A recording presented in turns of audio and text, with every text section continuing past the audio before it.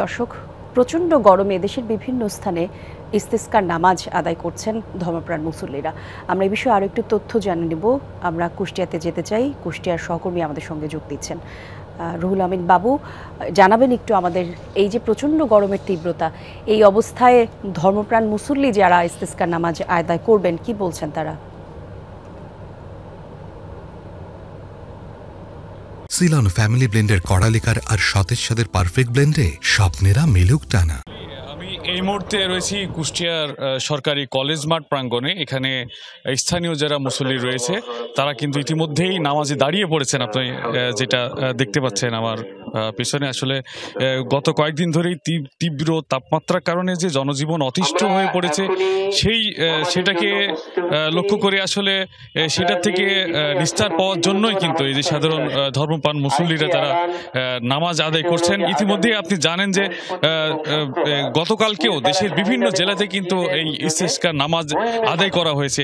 এর মধ্যে কিন্তু আজকেও কিন্তু কুষ্টিয়ার কুমারখালী উপজেলাতে এই নামাজ অনুষ্ঠিত হচ্ছে। এখন কুষ্টিয়া সরকারি কলেজ মাঠে এই নামাজের জন্য মুসল্লিরা দাঁড়িয়ে পড়ছেন। এবং আপনাকে যদি আরেকটু বিষয় বলে রাখি, গতকাল রাতেও কিন্তু খুব গভীর রাতে কিন্তু কুষ্টিয়াতে খুব ঠান্ডা বাতাস হয়েছে এবং চুয়াডাঙ্গাতে কিন্তু বৃষ্টি হয়েছে। এই নামাজের আসলে মানুষের যে ধর্মপ্রাণ মুসল্লিদের যে বিশ্বাস, আসলে সেই জায়গা থেকে কিন্তু তারা খোদার দরবারে যে প্রার্থনা করেন এবং এই বৃষ্টির জন্য তারা প্রার্থনা করছেন। এবং এখন এই যে কুষ্টিয়ার সরকারি কলেজ মাঠে আসলে তারা নামাজের প্রস্তুতি নিচ্ছেন।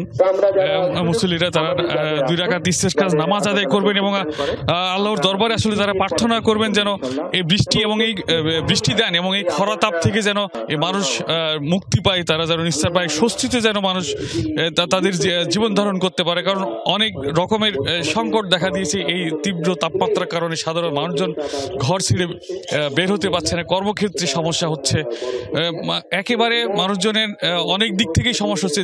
পানি সংকট দেখা দিয়েছে, কৃষি খাতে আসলে চাষবাসের দিক থেকেও সমস্যা দেখা দিয়েছে।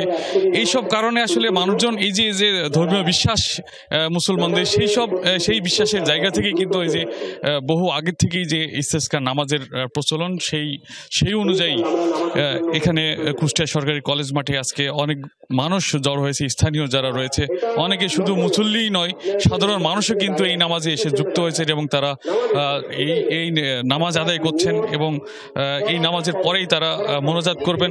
আপনাকে যদি আরও একটি বিষয় বলে রাখি, কিন্তু কুমারখালীতে কিন্তু গত 3 দিন ধরে কিন্তু এই নামাজ অনুষ্ঠিত হচ্ছে। আজকে তারা আখেরি মোনাজাত করবে এবং তাদের বিশ্বাসে যে আসলে এই নামাজের মাধ্যম দিয়েই তারা করতে বৃষ্টি দেবেন আল্লাহ।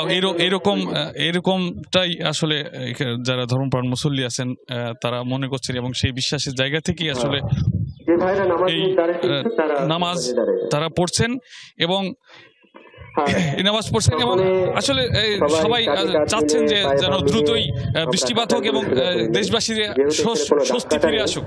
ফিরে যাচ্ছে আপনার কাছে। জি, ধন্যবাদ আপনাকে রুহুল আমিন আমাদের সঙ্গে।